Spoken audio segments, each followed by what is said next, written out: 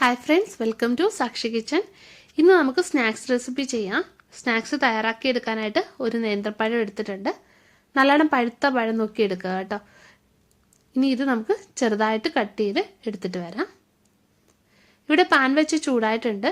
ഇതിലേക്ക് 1 ടീസ്പൂണ് നെയ്യ് ചേർക്കാം.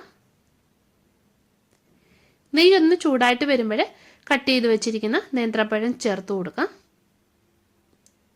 ഇനി ഇത് നല്ലോണം ഒന്ന് വഴറ്റിയെടുക്കാം. ഇത് വഴണ്ട് വരുമ്പോൾ ഇതിലേക്ക് പഞ്ചസാര ചേർക്കാം.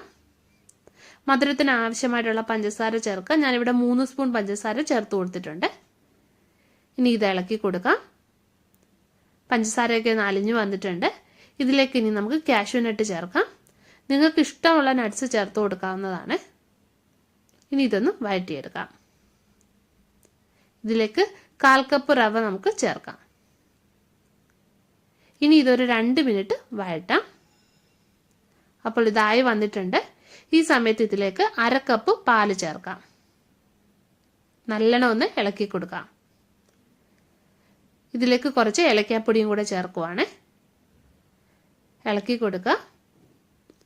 അപ്പോൾ പാലൊക്കെ നല്ലോണം വറ്റി വന്നിട്ടുണ്ട്.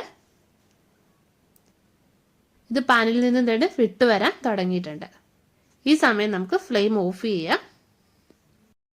ഇത് ചൂടാറി വന്നിട്ടുണ്ട്. ഇനി ഇതിൻ്റെ ചെറിയ ചെറിയ ബോൾസ് ആക്കി എടുക്കാം. അപ്പോൾ എല്ലാം ഇവിടെ ഞാൻ ബോൾസ് ആക്കി എടുത്തിട്ടുണ്ട്.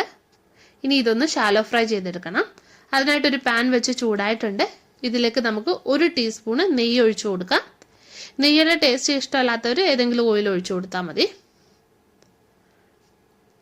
ഇനി ഇത് നമുക്ക് പാനിലേക്ക് ഇട്ട് കൊടുക്കാം. എല്ലാ വശവും ഒന്ന് മൂപ്പിച്ചെടുക്കാം. അപ്പോൾ ഇത് മൂത്ത് വന്നിട്ടുണ്ട്. ഇതിൽ നിന്ന് എടുത്തു മാറ്റാം. അപ്പോൾ നല്ല ടേസ്റ്റി ആയിട്ടുള്ളൊരു സ്നാക്സാണ്. വളരെ പെട്ടെന്ന് തയ്യാറാക്കി എടുക്കാൻ പറ്റും. ഒരു 15 മിനിറ്റിനുള്ളിൽ തന്നെ നമുക്കിത് ചെയ്തെടുക്കാൻ പറ്റും. അപ്പോൾ നിങ്ങൾ ചെയ്ത് നോക്കുക. വീഡിയോ ഇഷ്ടപ്പെടുകയാണെങ്കിൽ ഒന്ന് ലൈക്ക് ചെയ്യാനും ഷെയർ ചെയ്യാനും മറക്കല്ലേ. വീണ്ടും നമുക്ക് മറ്റൊരു നല്ല റെസിപ്പിയുമായിട്ട് കാണാം.